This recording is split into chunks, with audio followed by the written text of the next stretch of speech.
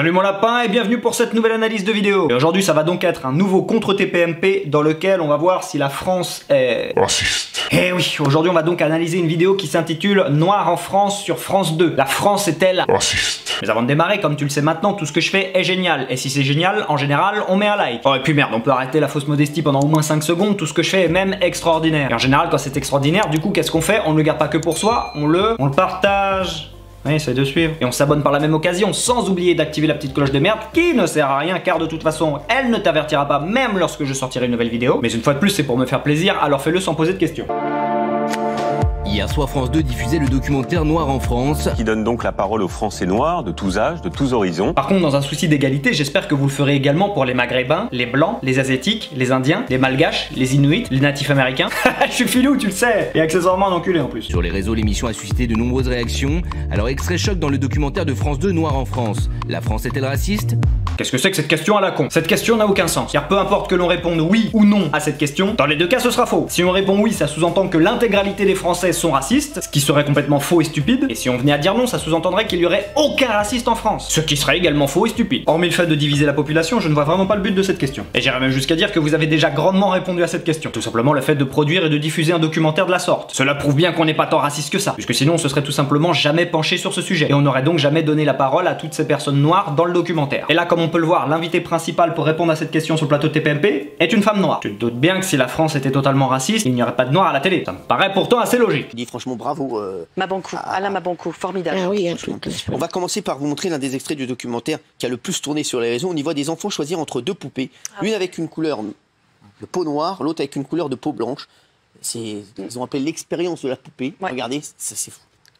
Quelle poupée tu préfères?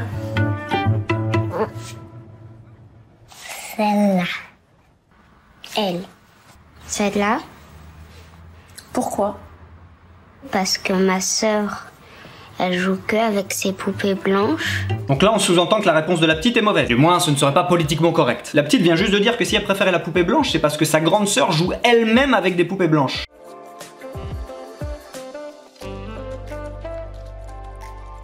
Donc comme toutes les petites sœurs ou les petits frères, elle veut tout simplement reproduire ce que fait son grand frère ou sa grande sœur. Où est le racisme là-dedans? Et je vais également revenir sur les deux premières petites filles. Si je ne m'abuse, elles sont métisses. Elles ont donc un parent blanc et un parent noir. Pourquoi ce serait donc mal qu'elles choisissent la poupée blanche? Sachant que dans le cas de ces deux petites filles, comme je viens de le dire, elles ont elles-mêmes un parent blanc. Et pourtant, en mettant ça dans le reportage, vous insinuez indirectement que c'est mal. C'est moi ou ça sent le racisme là? Personnellement, je n'aime pas le racisme sous toutes ses formes. Qu'il touche peu importe les noirs, les maghrébins, les asiatiques, mais également les blancs. Et là, ma foi, force est de constater que c'est borderline votre truc là. En gros, vous insinuez que c'est raciste qu'elles choisissent la poupée blanche, que c'est mal. Attention les gars.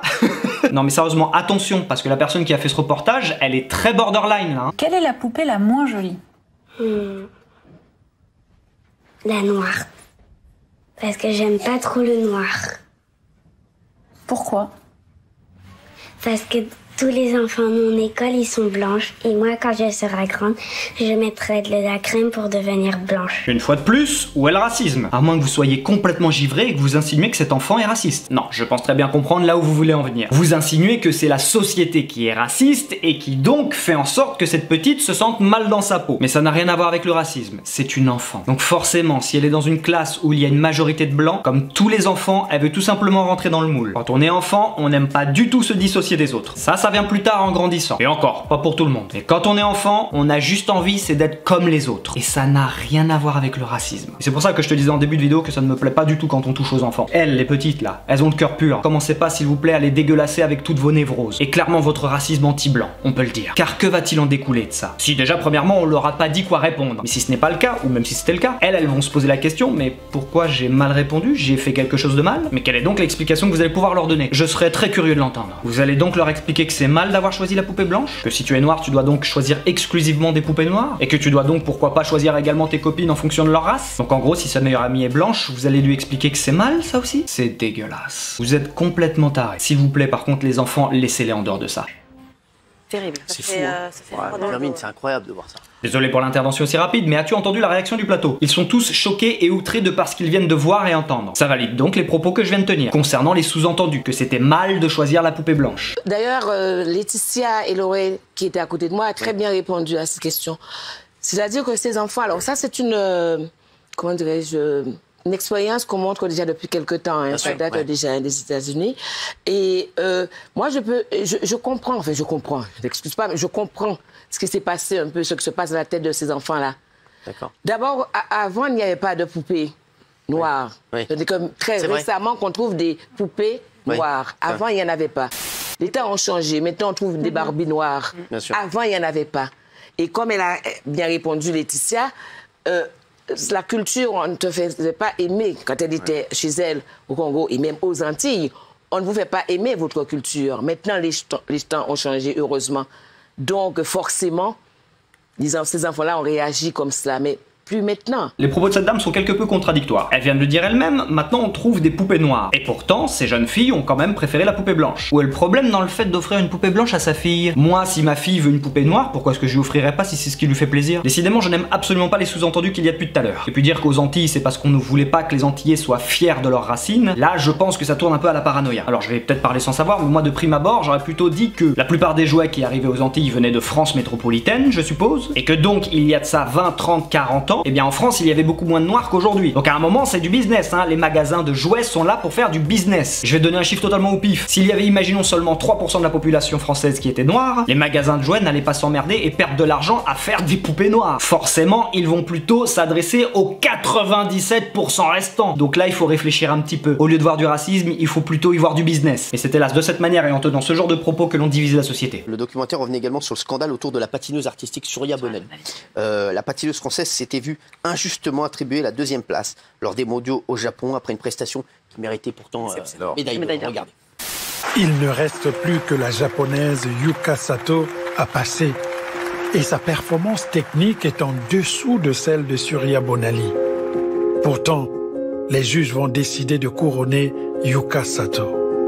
Surya Bonali, déçu, ne garde sa médaille d'argent que quelques secondes autour du cou avant de la retirer.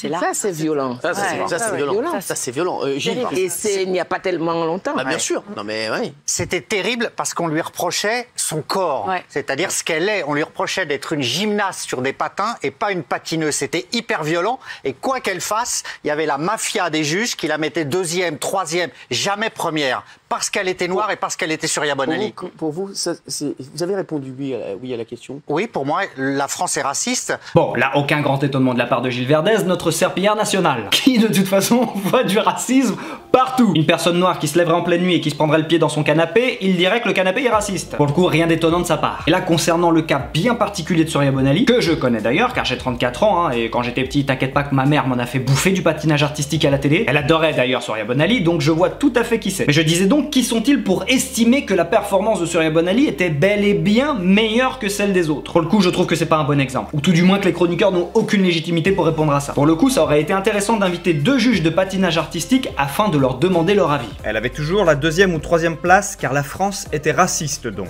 Et je dis bien était, car Surya Bonali a tout de même mis fin à sa carrière il y a 24 ans de cela, en 1998. En 20 ans, beaucoup de choses peuvent changer, n'est-ce pas? Mais ce qui m'interpelle particulièrement, c'est lorsque l'on jette un coup d'œil à son palmarès. Vous nous avez donc dit que la France est raciste et qu'elle avait donc systématiquement la 2e et 3e place. Et pourtant, lorsque l'on regarde dans la ligne championnat de France, on peut voir 4e place, puis première place, première place, première place, première place, première place, première place, première place, première place, première place, 2e place. Tableau Grand Prix ISU, Trophée de France, 7e place, première place, première place, 5e place, première place, première place, première place, 3e place. Alors, à moins que je ne m'abuse et que je ne sache pas lire ces 2 tableaux, Surya Bonali lors de ses compétitions françaises, car le reste je m'en fiche, sachant que le reportage fait mention de la France, et bien sur sa carrière en France, lors de ses compétitions en France, elle n'a eu pratiquement que des premières places. Donc ce qui a été dit dans le reportage et sur le plateau ne sont que des mensonges. Et là pour le coup tu te doutes bien que la vie de Gilles Verdez, tout le monde s'en cogne. Car pour lui, rien que le fait que l'interface de YouTube soit blanche, c'est déjà du racisme. Oui mais les mentalités changent et l'éducation des enfants change. Je vois ma fille de 6 ans, c'est-à-dire qu'on ne nomme pas les gens avec tel, on nomme par le prénom. C'est-à-dire que pas par une apparence, par une grandeur, une taille, une couleur, mais je crois que ça aussi, ça a une éducation. Oui. Qui a invité cette folle? Ou du moins je devrais plutôt demander dans quelle école elle a été. Bon, qui connaît sa poésie? Petite bite? Non. Négro? Non, m'aurait étonné ça. Et Denis à quoi dans le fond, là, à part bouffer du riz, ça allait faire autre chose? Bien sûr que non, putain de sauvage. Quand il s'agit de bouffer du chien, là, il y a du monde, hein. Culé. Fils de pute. Non plus.